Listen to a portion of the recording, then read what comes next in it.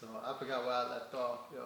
So barter system. Yeah, so, you know, everything kind of was like, I learned how to use my hands. I used to work with my dad doing, he used to flip houses. So we used to go with him and work. So, you know, just learning how to use tools. And I used to take like old stuff apart and figure out how it worked. Broke a lot of stuff. And just never having, like, I used to always see my dad fix stuff. And he was never afraid to like take the furnace apart, try to work on a car. Like I always grew up around people that was doing that. So I was never afraid to like, you know, I see people now, it's like something breaking their house, they scared to touch it. Like I was never that person. Like, I was always that person. I was like, all right, cool, I'll figure it out. Like this wire go to this fire, look pretty simple, I'm gonna try it. You know, some stuff caught on fire, but we still here. We're still here, but that's, you know, that's the way, you know, I think you learn, like you fail forward, like you try stuff out and you figure it out as you go along. And, you know, that's what I took into this craft now. It's kind of like, when I started photography, I didn't really know how to do it. I just kind of figured it out. Like, you know, I went to YouTube University, I watched people do it, I asked questions, I saw how this worked, that worked, and then you're like, oh, okay, I see how this goes together, and then you can start putting stuff together for yourself. And that's pretty much how, you know, I do everything these days.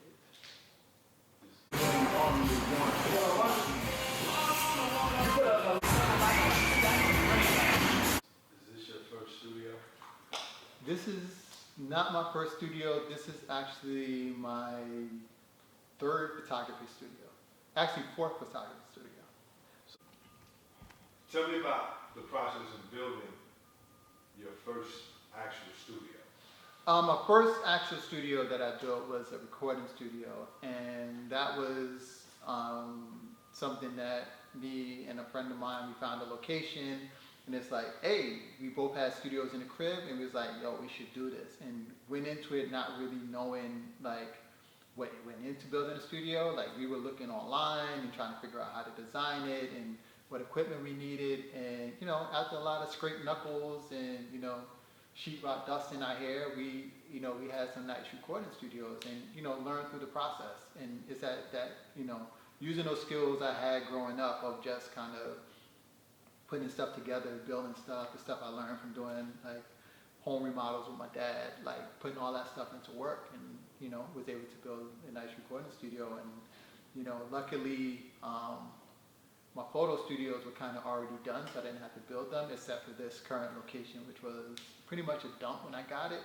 But again, put those skills in painting and putting doors up and putting floors down and, you know, all that stuff, and getting stuff cleaned up and working right and, you know, presentable to get a place that people like to come to ultimately and like to spend time in. Okay.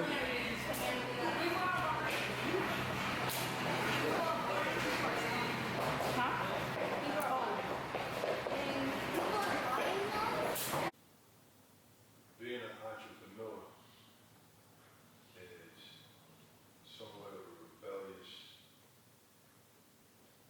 mindset.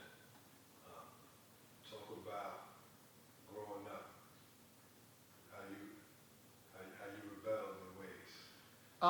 I think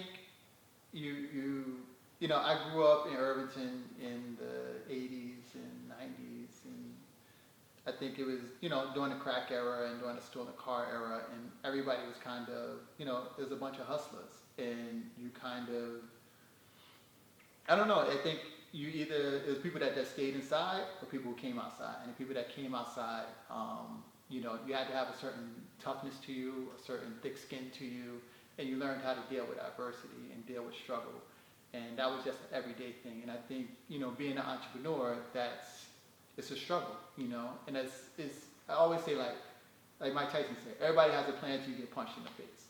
And it's like, you know, there's people that got punched in the face and never came out the house again, you know. And there's people that, you know, got in scuffles and got punched in the face, and they was right back outside the next day or that same day.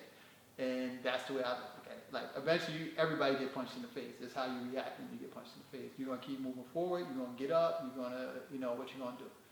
And that's always been my attitude. It's just like, you know, you can't be scared, you know. And that's ultimately what my upbringing taught me. It's like the people that were scared, you know, lived a stifled life. You know, they were controlled by their environment. And I was not going to be that person.